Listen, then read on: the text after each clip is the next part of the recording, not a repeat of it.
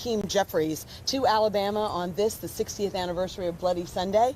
Leader Jeffries is one of many members of Congress who have made the journey to Alabama to lay eyes on the faces and places of civil rights history that lives and breathes right here in Montgomery, Alabama, and all throughout Alabama's 7th Congressional District. And yet on this momentous occasion, the occasion of the 60th anniversary of Bloody Sunday, it is clear that our efforts, there are definitely efforts to erase our history afoot, and it's alive and well. Let me be very clear. Alabama's civil rights history, America's civil rights history, is not for sale. What happened here at the Montgomery bus station is painful to remember. It is difficult to learn about, but it is an important and necessary reminder that the price of freedom is not free. It was here at this bus station where peaceful protesters, many of them young people, by a mob, simply for trying to engage in their civil rights. Every gain made in the fight for equity has come at a high cost, paid for by the sacrifices of others. In many cases, they paid for it with their lives. If we are to avoid repeating the history, we need to remember it, acknowledge it, protect it, and preserve it for future generations to learn from. The fact that the Trump administration has put this historic landmark on a list of buildings for sale is outrageous. It is an insult not only to the legacy of the freedom riders, but to our entire nation. After all, this is not just Black history, it is American history. To make matters worse, the Freedom Ride Museum was given no notice and no guidance about what this would mean for the future of this museum. The hardworking staff are still awaiting answers. The chaos from the Trump administration must stop. It is causing unnecessary confusion and panic, and it continues to threaten the civil rights landmarks that we in Alabama cherish and that the world comes to Alabama to observe and learn from. On Wednesday, Congressman Figures and I sent a letter to the Trump administration demanding that this decision be reversed.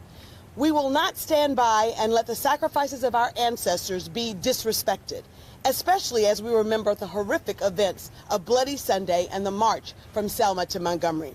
It is our understanding that the GSA website is down for, quote, maintenance. It is our hope that when it comes back up and online, this building will be removed from the list. Our history, the history of civil rights here in America and in Alabama in particular, is sacred, and it is not for sale. It is worth fighting for, and we stand united in our efforts to make sure that this landmark remains a museum for future generations to learn from all of us to remember, because if we don't know our history, we are bound to repeat our history, and this is history that we are not going to repeat. With that, I'd like to turn it over to my colleague here in Alabama, and none other than Shomari Figures, the 2nd District of Alabama. Thank you. Thank you, Congresswoman Sewell, and thank you, Leader Jeffries, for being here with us again in Montgomery, but not just for being here for Selma, but for being here for this moment. 64 years ago, nearly 64 years ago, in just a couple of months, people almost died here. People were beaten. People were nearly killed just for riding a bus, just for exercising a right that the Supreme Court had recently told them they had. Their former colleague, Congressman John Lewis, was among that group of people, displaying a level of courage and bravery seldom before seen in this nation. That is why this building was recognized as a museum. That is why this building was placed on the National Register of Historic Buildings, because people recognize the sacrifices, people recognize the significance of what happened here and how it made this country a better place. That is why we cannot sit by and sit silent as this administration attempts to rid this from its rightful place in history. We cannot do that, because if they can get rid of this building, what is next? There are several historical civil rights markers and buildings across this country that we must preserve. That is why Congresswoman Sewell and I will be presenting legislation that prevents this sort of thing from happening again without congressional approval. We cannot sit by and allow a rogue administration to attempt to erase history, especially history that is so personal to me. because this was part of the movement that ultimately led to a Voting Rights Act, that ultimately led to the seats that Congresswoman Sewell and I now occupy. We have to stand up for Montgomery, we have to stand up for our history, and we have to stand up for this bus station with the same resolve that John Lewis and the Freedom Riders in 1961 stood up for America. Thank you. It is my honor to present the House Democratic leader, Hakeem Jeffries, my brother from Brooklyn. Well, good afternoon, everyone. It's an honor to be here with Representative Terri Sewell, my sister, an incredible civil rights champion, an incredible member of Congress, and to be joined by the distinguished gentleman from the great state of Alabama, the congressman representing this very district, Shomari Figures, who's off to a tremendous start. And we look forward to our continued partnership and the continued leadership of Terri Sewell and Shomari Figures. I'm thankful that they quickly sprung into action to make sure that this incredibly important museum, the Freedom Rides Museum, is protected from the type of reckless tyranny being unleashed by some in Washington to try to erase our history. Our civil rights history is not for sale. The progress of the civil rights movement is not for sale. The struggle that the civil rights movement represented to bring about a more perfect union is not for sale. And we are committed to standing behind the Freedom Rides Museum, standing behind this monument, and elevating the incredibly important history that it represents. We've come a long way in America, but we still have a way to go. That's evident by the events that are unfolding day after day in Washington, D.C. This is an incredibly important weekend in the United States of America as we commemorate here in Alabama the 60th anniversary of Bloody Sunday. We're thankful for what the courage and character and conviction of heroes like John Lewis represented that day. And we are determined to channel that courage, channel that character, channel that conviction to both protect the gains that were made by the civil rights movement as represented by the Freedom Rides Museum, the sacrifice of those brave civil rights foot soldiers and freedom riders who fought for an America that could be the best version of herself. We will never walk away from that effort, and we will do everything we need to do to protect the history and legacy of the civil rights movement. I want to thank Leader Jeffries for joining Representative Figures and I in this very important press conference. We want the world to know that we are not going to stand by and let this chaotic Trump administration's efforts to erase our history continue. And I want to thank you, Leader Jeffries. I know you came here for the 60th anniversary of Bloody Sunday, but none of us, we were all surprised when we found out on Friday that this building, once a Greyhound bus station where freedom riders started their freedom ride from Montgomery all across the South to make sure that African Americans could ride and to test our inner commerce efforts and the freedoms that we now enjoy. And so to everyone, I just want you all to know that we haven't heard back from GSA or from the Trump administration with our letter, but we did send our letter out on Friday. With that, we'll open it up for questions about this particular situation. So you mentioned that y'all are going to present legislation to prevent something like this happening again without approval. Can you tell us more about that, what that entails?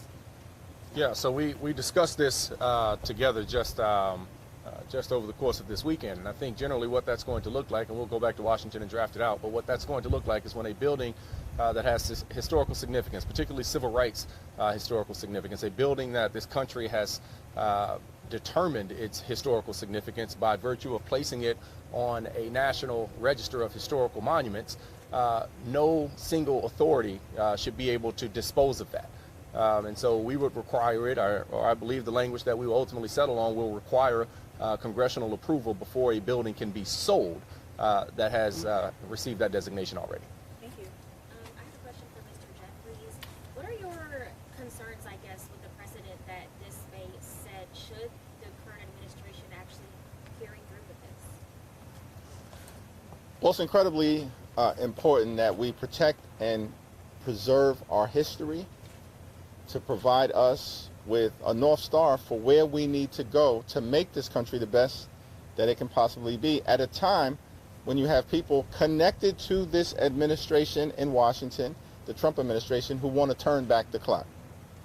But we're committed to moving the country forward, to bringing people together, and the only way to do that is to make sure that we actually respect and understand our history, our journey as a nation, and the role of the civil rights movement.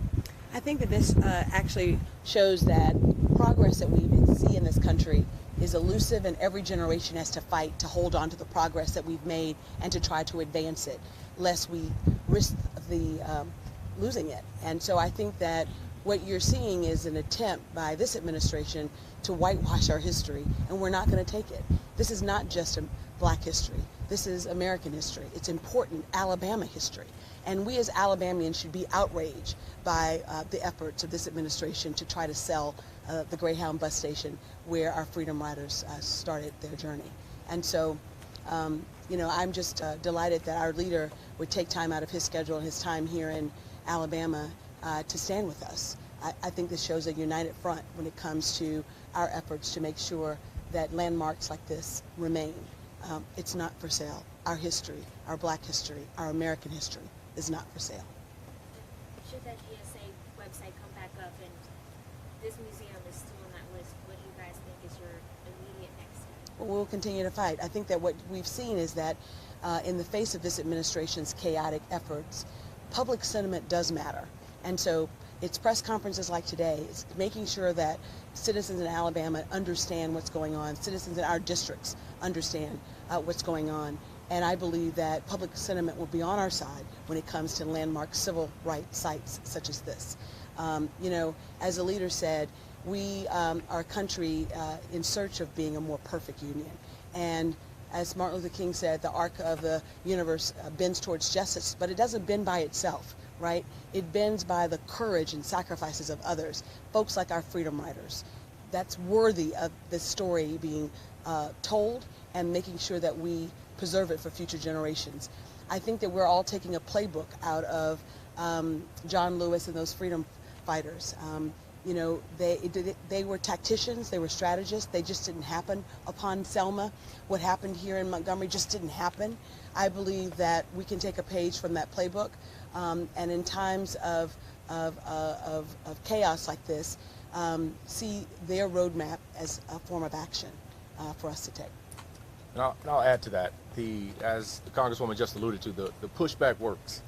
It works to amplify the issue, it works to highlight the issue, it works to bring light to the ridiculous nature and the reckless nature of some of the decisions that this administration is making. We pushed back when the Tuskegee Airmen had been pulled from the training curriculum, and that was resolved. We pushed back when we heard that 1890 land-grant college scholarships have been paused, which the 1890 schools are the HBCUs, but the 1862 land-grant colleges, which are the non-HBCUs, that funding had not been paused.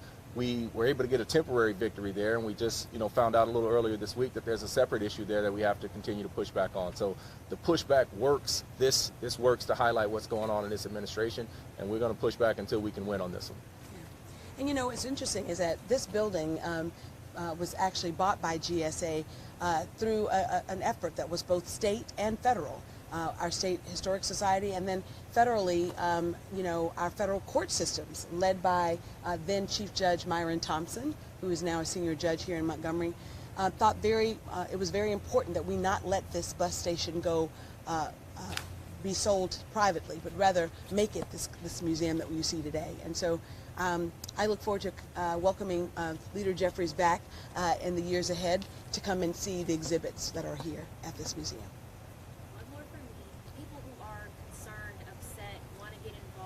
What's your message to them? What can they do to maybe have some We want the public to know that we're just 2 of the 7 representatives, House representatives here in Alabama. We have 2 senators. We'd love for them to make sure that they are calling our senators and expressing their concern and alarm by this. After all, our 2 senators have a hotline to the White House. We want them to use it to actually help us preserve the history that is here. It's everyone's history. And so we would love for our senators to see the importance it has for America as well as Alabama history. Yeah, civil rights history is not simply black history. It's not Democratic history or Republican history. It's Alabama history and American history. And it's important for every elected representative in this state and across the country to fight hard to preserve it. Thank you. Thank you. Thank you.